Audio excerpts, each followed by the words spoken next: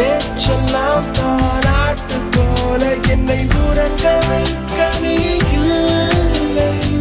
தினமும் முத்தம் தந்து காலை காஃபி கொடுக்க